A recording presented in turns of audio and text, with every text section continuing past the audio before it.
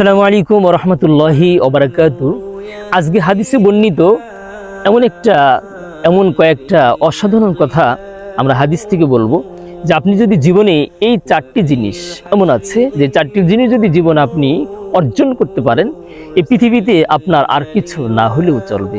এমন চারটি বিষয় কি, চলুন তাহলে সেই হাদিসটা হচ্ছে আরবাউন ইদা কুন্না ফিকা ফালা আলাইকা মা ফাতাকা মিনাদ দুনিয়া হিফদু আমানাতিন সিদকু হাদিসিন ওয়া হিফদু আমানাতিন ওয়া হুসনু খলিকাতিন ওয়া ইফফাতুন ফি তুআমাতিন।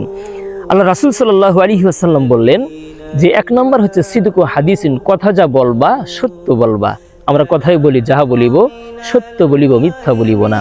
এই সত্য বলার গুণটা যদি আপনার ভিতরে এসে যায়, পৃথিবীতে আর কিছু না হলে আপনার চলবে। আপনার মতো ভালো মানুষ আর নাই।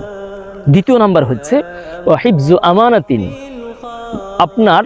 আপনাকে হতে হবে আমানতদার, অর্থাৎ পৃথিবীতে যত ক্ষেত্রে আমানতের হেফাজত করার কথা আছে সর্বক্ষেত্রে আপনাকে আমানতদার হতে হবে। আপনি স্বামী, তো আপনার কাছে স্ত্রী এবং সন্তানাদি আপনার অধীনস্থ, তারা আপনার কাছে আমানত। আপনি শিক্ষক, ছাত্র আপনার কাছে আমানত।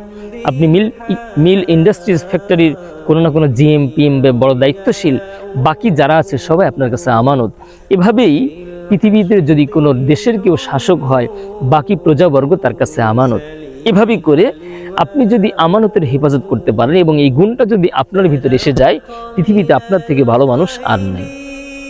নাম্বার 3, হুসনু খলিকাতিন, আপনি যদি সৎ চরিত্রবান একজন ব্যক্তি হতে পারেন, যে আপনার চরিত্রে কোনো কলঙ্কের কালি নাই, আপনি একজন নির্ভেজাল, একজন স্বচ্ছ, একজন ভালো আদর্শবান একজন মানুষ। তো আপনি যদি একজন আদর্শবান মানুষ হতে পারেন, তাহলে জীবনে আর কিছু না পেলেও আপনার চলবে, আপনি একজন সফল মানুষ। নাম্বার 4, ওয়াইফাতুন ফি তুআমাতিন, জীবন চলে গেলেও কখনো হারাম লুকমা আপনি পেটে দিবেন না, আমি পেটে দিব না। এরকম চারটি গুণ যদি কেউ অর্জন করতে পারে, পৃথিবীতে তার আর কিছু না হলেও চলবে। এমন গুণের মানুষটাই আল্লাহর রাসূলের কাছে, সেই মানুষটা পৃথিবীতে আর কিছু যদি নাও পায়, তো সে যে চারটি জিনিস অর্জন করেছে, এই চারটি জিনিসের থেকে মূল্যবান জিনিস আর পৃথিবীতে হতে পারে না।